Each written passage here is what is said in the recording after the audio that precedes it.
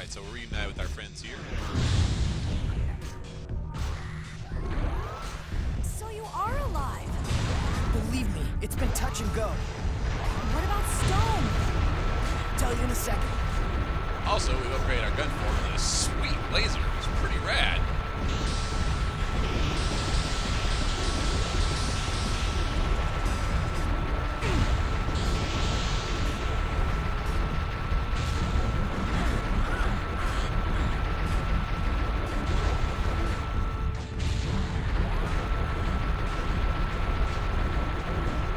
Still functions. It's not like an automatic weapon. You still have to slam the fire button over and over. But when you do, it causes a continuous stream of damage as opposed to the homing bullets, which is pretty sweet. Hey, thanks for the help. Of course. Okay, listen. Stone is still alive, trapped up in the spaceport. Well, we have to rescue him. Yes, we do. But first, let me explain a few things. How about some rescue action here, people? It's not that I can't take being confined, but it's a strategically opportune moment. No enemies in sight. The ship is still right here. Okay, when I was a kid, my father locked me in a closet. It was a bad scene. Is anybody listening to me? So, Nevin, work with me here. Paavo is a maniac who wants to eradicate all life. So either we fly the shuttle you made to his fortress and give him, oh, you know, a thrashing, or the entire human species gets exterminated. Yeah, that's pretty much it. Uh-huh. Well, I've always wanted to have to save the human race. Now's your big chance.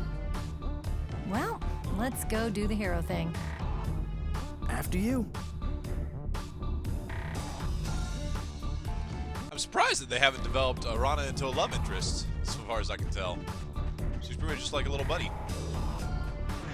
Alright.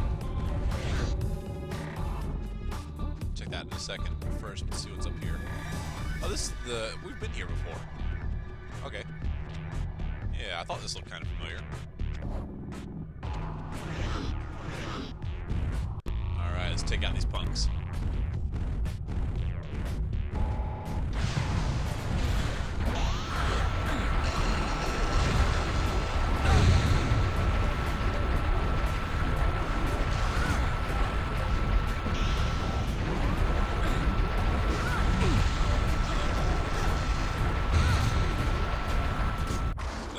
Time dilation on these guys.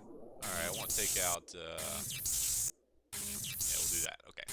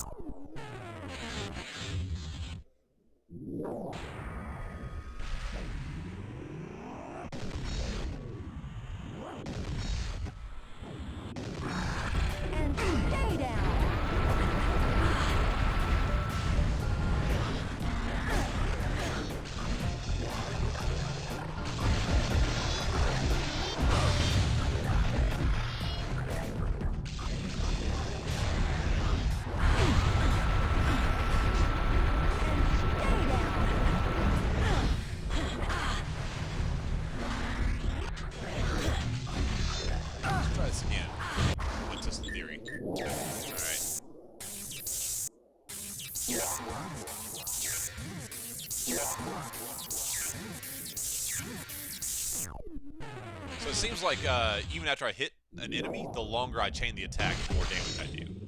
Which would explain why when in boss fights I use my time dilation, I do hardly any damage. I usually just focus on hitting the enemy and not leave them alone.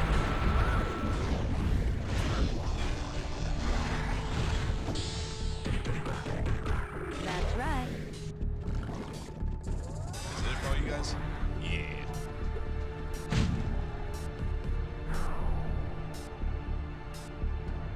The force field blocking off the spaceport elevator didn't go down. I'll look for a way to switch it off in there. In the meantime, you stand guard.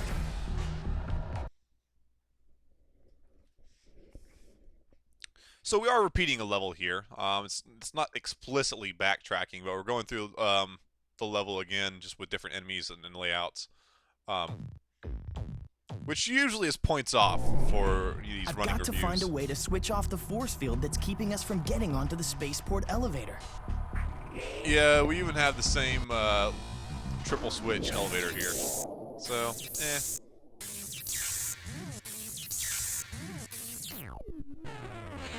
Trying to understand how these walls work.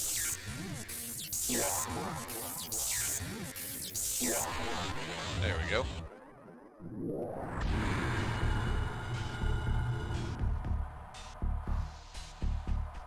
Alright, so once again we use the anti-grav unit to go up.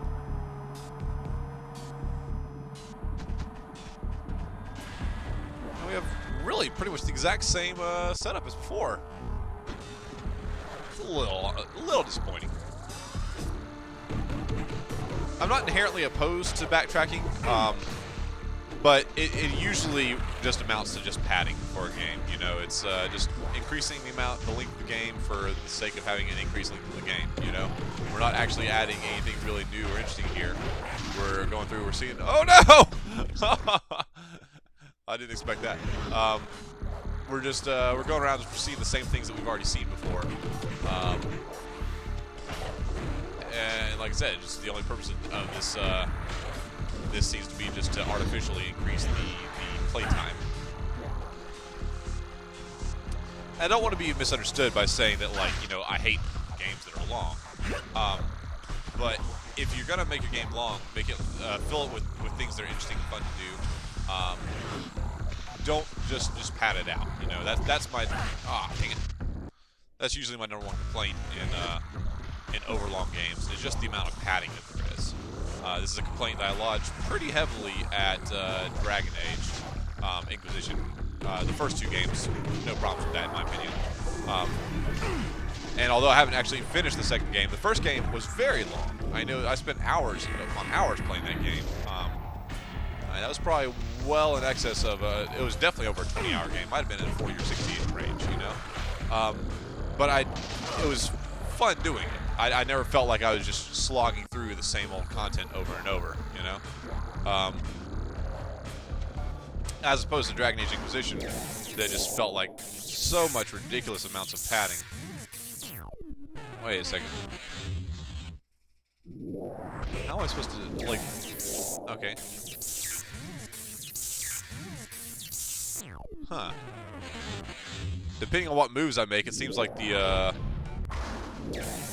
kind of create these walls for myself.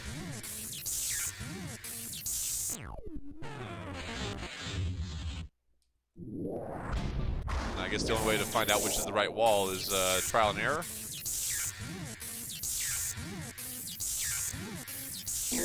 There we go.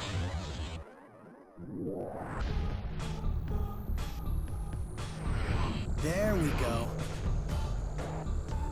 So literally, this is like an exact copy of the level that we played through before. So yeah, minor points off. Again, the environment is so fun. I'm having a good time just exploring the art and architecture and the sound that I'm not going to make a big fuss over it.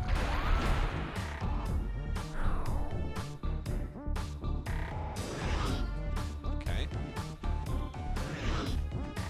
Yeah. So I got to make it back down over there. Gotcha.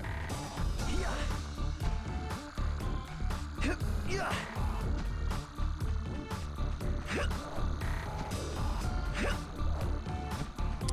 To give an example of a place where I feel like backtracking Nevin, I'm under attack. Get out here and help. actually works is in the first Ratchet & Clank game. The last level of the first Ratchet & Clank game actually takes you back to the very first level, right? Stay down. As the main bad guy is invading Ratchet's home planet, right? But I didn't have a problem with this, and the reason why... No effect. Oh, that's not what I meant to do. Let me switch to one of this. Number one, it's very well justified, you know, within the story. And I'm not. A lot of times you'll find reasonable reasons to backtrack to an old location, but also. How's it going in there? I think I'm onto something. Won't be long.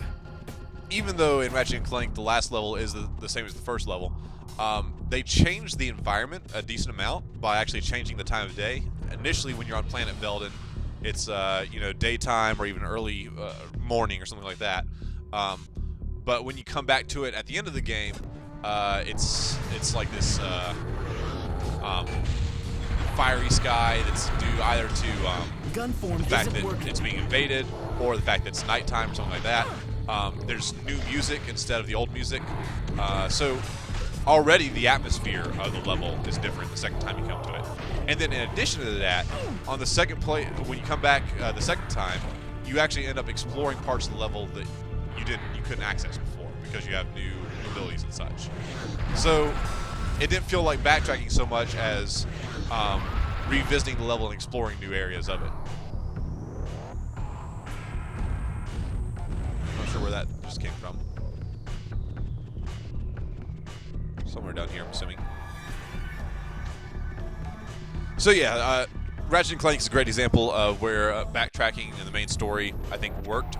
I'd like to see more games with a solid grip on just what that entails.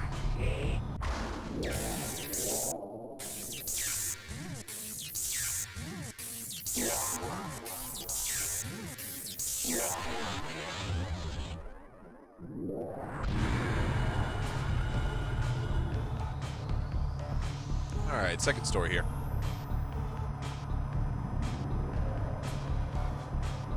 Little lizard form is pretty cute when he gets floated up. Alright. Once again, this is another level that we have to defeat with just a big time brawl. Against the same types of enemies as us.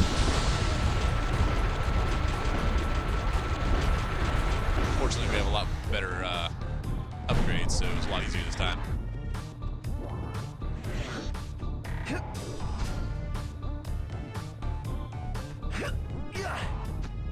Oh, but what's up here? Nothing's up here. Dang it. Maybe, oh, there's a switch, I see.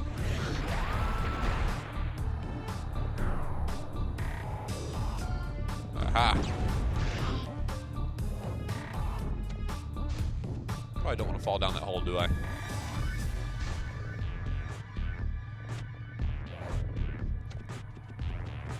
Alright, back downstairs. We'll activate the third and final sync node.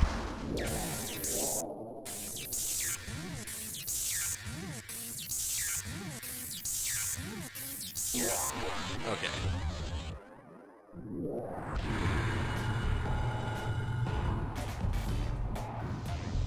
We'll see what's upstairs. This is originally when we came through here, it was the stealth level, which was super easy to get through. All we had to do was stealth and run to the center of the room. Hopefully it'll be that easy again. Alright, just gonna get my bearings here. Yep. Got lots of stealth defenses.